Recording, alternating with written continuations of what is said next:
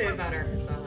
I would say that Arkansas is the most underrated state in the United States. It is beautiful, there's not a ton of people, and it's got one of my favorite things, great fishing. Yeah, had some great rocks and minerals we picked up, and not terribly oppressive hot weather for that time of year. In this video, we go kayak fishing and we catch some massive fish. We also do hunt for quartz crystals in the mine tailings piles, so you'll see us do that as well. And please enjoy our Labor Day trip to Arkansas.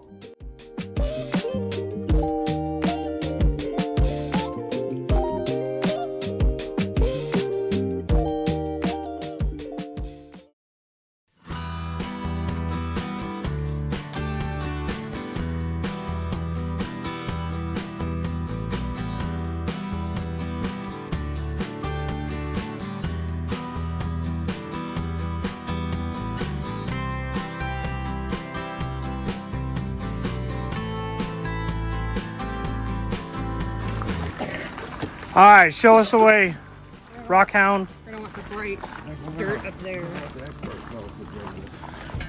And how do you know where they're located? So they've been dumping dirt on this pile, so we're not looking for like what they call in place or in situ stuff. We're looking for stuff that they have taken from their mine and dumped.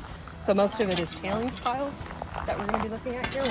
We're probably not going to find any huge massive pieces. That's the stuff that they commercially mine out of here in South. But we'll probably find some really nice like hand chunks, pieces of some nice chunks that get overlooked from the tailings pile. Like we're not going to find anything like this boulder, for instance. Yeah, wow. So these are some of the quartz crystals we're going to be looking for. So, and I'll look this up to make sure I'm correct, but the way that these form out in this area have superheated hydrothermal fluid that is full of all of these minerals that are in here.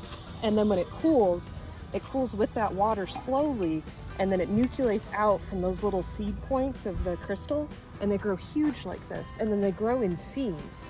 So that's why you'll see these, you kind of see there's solid rock underneath, and then there's quartz, and then usually solid rock over top, so it shoots through the rock. So when they're related to volcanic processes. So when you say nucleate, you just mean like a tiny crystal starts and then it grows from there, right? And it grows from there, yep, exactly. Okay. So in that mineral-rich water. I found some. There you go. So I was mostly correct in this clip, but I have a couple more things that I'd like to add for context that I looked up in post here. Quartz crystals are mostly from fractures from when the Ouachita Mountains were formed. So that was around 280 to 300 million years ago. So while those mountains were crashing into each other and forming, this created, as you can imagine, a lot of fractures and void space in the rock, which had hydrothermal fluid related to volcanic and tectonic events that were happening at the time. And so that hydrothermal fluid is full of minerals and is really rich with silicon and oxygen. And when we combine those things, we get silica or quartz. So as it's cooling down slowly or quickly in some cases, and it's filled in these spaces, it starts to precipitate out those minerals into quartz crystals. So that's kind of what we're digging through here. So this is what we're looking for. Our digging neighbor found a beautiful one. Good job, man. So you want them nice and clear like that. So this clear side up on the top, that or you want them smoky, one or the other. So this is really neat. It's actually kind of double terminated too. See both ends of that? Super cool. Nature likes 30, 60, 45. Yes, it does. So they grow like this, and that's how their crystal structure is, but they break apart like glass. So when we find other pieces out here, they'll be like glass pieces, so they don't actually fracture into the same shape that they grow in. So quartz is really different like that. And this is what makes up sandstone. The majority of this is quartz. It's a really, really competent mineral, and it doesn't break down super easily in the environment, but eventually this will make sandstone. All of these pieces that'll chip off of here over time, over millions of years, moving down into the basins. So when you say competent, really, really strong, hard to break apart.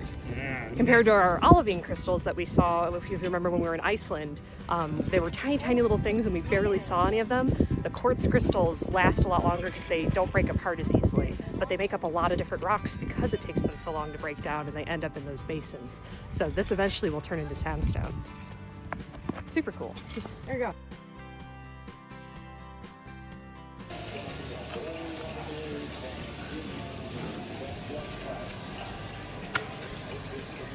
Yeah, I make her clean rocks with a toothbrush. It was really the only brush we had, but I'm okay with it.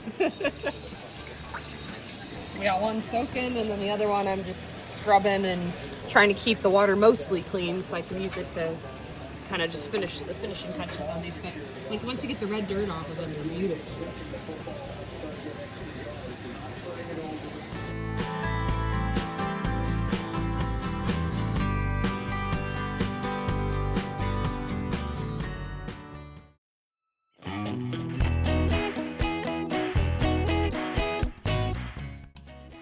So, what in the world is trolling? It's a type of fishing I have never experienced before, but it's really common that John and his dad do. So, I'm going to have him chat about it a little bit.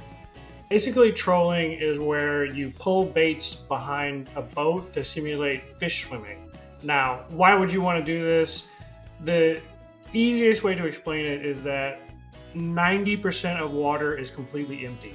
So, if water's empty and we're above the water, we can't see in it. Basically, you'd be casting 90% of the time where there's no fish. What trolling does is it puts your bait behind you. You can pull it at a slow speed and you cover a lot of water. This allows you, if you don't know the area, to figure out where the fish like to hang out without, having $100,000 worth of fishing equipment to find the fish. It's kind of cool because it's like I just cast my fishing line behind me, and then I put it in my little rod holder on my kayak, and then I just pedal.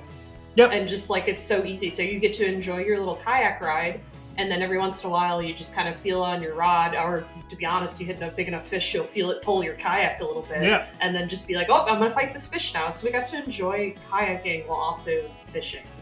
Which I liked. and like I say, when you don't know the area, that was our first time going in Lake Ouachita. We know nothing about it. So what do you have to find the fish somehow if you want to fish. That's the easiest way to do it.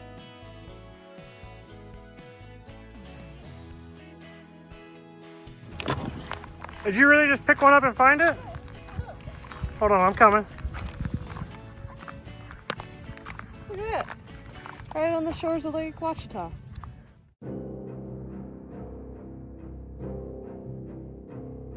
All right, everyone. First ever video footage of a Sasquatch. Caught him live on camera. Squatch ain't getting away from me. That's my dad. Are you David Attenborough, your dad? Yeah.